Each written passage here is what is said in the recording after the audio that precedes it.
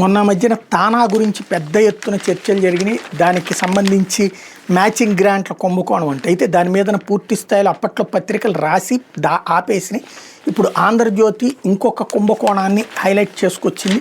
మన తెలుగు వాళ్ళే అక్కడ దోచుకు తింటున్నారు అన్నటువంటిది. అమెరికాలో మరోసారి కార్పొరేట్ మ్యాచింగ్ గ్రాంట్ నిధుల అవకతవకల ప్రవాసాంధ్రులు బలయ్యారు. ఇప్పటివరకు తెలుగు సంఘాలకి పరిమితమైన కుంభకోణం ఇప్పుడు ఆలయాల్లో సైతం జరగడం గమనార్హం. అలాగే టెక్సాస్ రాష్ట్రం ఆస్టిన్ సమీపంలోని సీడర్ పార్క్లో గల శ్రీ షిరిడి సాయిబాబా టెంపుల్ ఆఫ్ ఆస్టిన్లో సుమారు 17 కోట్లను కార్పొరేట్ మ్యాచింగ్ గ్రాంట్ పథకం ద్వారా సేకరించిన బోర్డు సభ్యులు సరైన ఆమోదం లేకుండా స్వలాభానికి వినియోగించుకున్నారు. ఈ సొమ్ములు రికవరీ చేసి కార్పొరేట్ సంస్థలకు తిరిగి చెల్లించాలని ప్రస్తుత కార్యవర్గం ముమ్మర ప్రయత్నాలు చేస్తుంది. మ్యాచింగ్ గ్రాంట్ నిధుల్ని స్వలాభానికి వాడుకోవడమే కాక డొల్ల కంపెనీలు ఏర్పాటు చేసి భక్తులు ఇచ్చిన విరాళాలను దారి మళ్లించారనే అభియోగాల మీద దర్యాప్తు సంస్థలు దృష్టి సారించాయి. 2007లో హవాయి నుంచి ఆస్టిన్ వచ్చిన జిల్ ఎడ్వర్డ్, క్రెయిగ్ ఎడ్వర్డ్స్ దంపతులు సీడర్ పార్కులో 5 ఎకరాల భూమిని కొనుగోలు చేసి 2010లో బాబా ఆలయాన్ని ప్రారంభించారు. నాన్ మెంబర్ సంస్థగా మొదలైన ఈ ఆలయానికి క్రెయిగ్ చైర్మన్గా, జిల్ కార్యదర్శిగా వ్యవహరించారు. నాన్ మెంబర్ సంస్థ అయినప్పటికీ మెంబర్ సంస్థ రీతిలో ఒక్కో కుటుంబం నుంచి $10-20,000 వసూలు చేసి సభ్యులను చేర్చుకున్నారు. అలా 150 మందిని ట్రస్టీలుగా ఏర్పాటు చేసుకున్నారు. 2010-14 మధ్యకాలంలో జిల్, క్రెయిగ్ దంపతులు ఆలయాన్ని తమ కనుసన్నల్లో నడిపించారు. వీరికి బాలాజీ, కిషోర్ అనే 2 ప్రవాసాంధ్రులు సహకరించారు. వీళ్ళంతా కలిసి ఆలయ బోర్డుగా ఏర్పడి మ్యాచింగ్ గ్రాంట్స్ కుంభకోణానికి పాల్పడ్డారు. ఆలయ ప్రాంగణంలో 2015లో వెంకటేశ్వర స్వామి ఆలయాన్ని నిర్మించాలని సంకల్పించారు. క్రెయిగ్ వృత్తితో 2 ప్రవాసాంధ్రులు జిల్తో చేతులు కలిపి 2016 నుంచి మ్యాచింగ్ గ్రాంట్ల పథకం ద్వారా అడ్డదారిలో నిధులు పోగేసుకునేందుకు భక్తుల్ని పావులుగా వాడుకున్నారు. ఆలయంలో వాలంటీర్గా పనిచేసిన భక్తుడిని ఈ కార్యవర్గం మ్యాచింగ్ గ్రాంట్ల ద్వారా నిధులు తేవాలని కోరింది. ఆ భక్తుడు యాపిల్ సంస్థలో తనకిచ్చిన షేర్లలో కొన్నిటిని విక్రయించగా వచ్చిన $40,000తో పాటు తన 3 సహోద్యోగుల ద్వారా మరో $80,000 కలిపి $1.2 లక్షల మ్యాచింగ్ గ్రాంట్లను ఆలయ ఖాతాలో జమ చేశారు. అయినప్పటికీ ఆ భక్తుడికి తన మూలధనం $40,000 చెల్లించడానికి కూడా అప్పటి ఆలయ బోర్డు సిబ్బంది ఇబ్బంది పెట్టినట్టు సమాచారం. ఈ వ్యవహారం బయటికి రావడంతో ఆ 4 యాపిల్లో ఉద్యోగాలు కోల్పోయారు. ఇలాగే మ్యాచింగ్ గ్రాంట్ల అవకతవకలకు పాల్పడిన 20 మందికి పైగా యాపిల్లో ఉద్యోగాలు కోల్పోయి రోడ్డును పడ్డారు.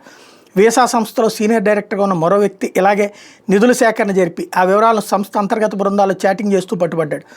అతని కారణంగా మరో 100 మందికి పైగా ఉద్యోగాలు కోల్పోయారని స్థానికులు చెబుతున్నారు. మొత్తం మీద 120 మంది ప్రవాసాంధ్రుల కుటుంబాల పరిస్థితి అగమ్యగోచరంగా మారింది. ఈ సంఖ్య ఇంకెక్కువగా ఉండే అవకాశం ఉందని స్థానికులు అంటున్నారు. యాపిల్, వీసాతో పాటు డెల్ సంస్థ ఉద్యోగులు కూడా బాధితుల్లో ఉన్నట్టు చెబుతున్నారు.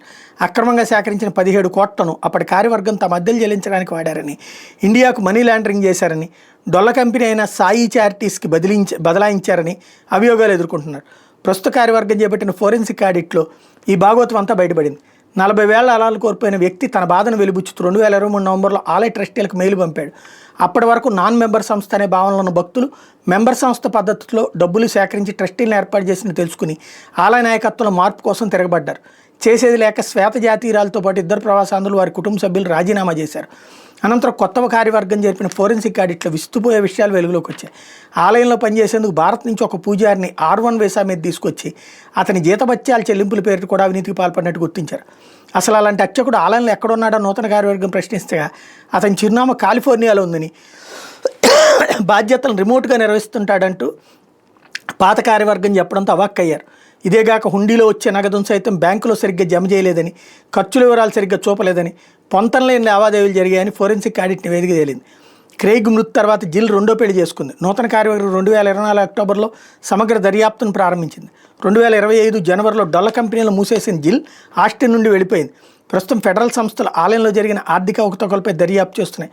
ప్రస్తుత బోర్డు చైర్మన్, కోశాధికారి ఆ సంస్థలతో కలిసి పనిచేస్తున్నారు. సామాజిక బాధ్యత కార్యక్రమంలో భాగంగా అమెరికాలోని పెద్ద కంపెనీలు తమ ఉద్యోగులు విరాళం ఇచ్చే ప్రతి $1కు వాటి అంతర్గత విధి విధానాలను అనుసరించి 2 ఇంతలు జోడిస్తాయి. అంటే ఉద్యోగం $100 ఇస్తే కంపెనీ $200 ఇస్తుంది. మొత్తం $300ను సేవా కార్యక్రమాలకు వెచ్చించాలి. కానీ వీటిని అడ్డం పెట్టి మనోళ్ళు తినేస్తున్నారు. 100 ఇచ్చామని కంపెనీకి చెప్పి వాళ్ళ దగ్గర నుంచి 200 ఇప్పించి వీళ్ళ 100 వీళ్ళు వెనక్కి తీసేసుకునేది ఉంది. అంతవరకు బాగానే ఉండేది. కానీ ఇప్పుడు ఏమీ చేయకుండానే ఇట్లా మోసం చేస్తున్నారన్న కొత్త కుంభకోణాలే ఇప్పుడు అమెరికాలో మన వాళ్ళ ప్రతిష్టని దిగజార్చడానికి కారణమైనవి.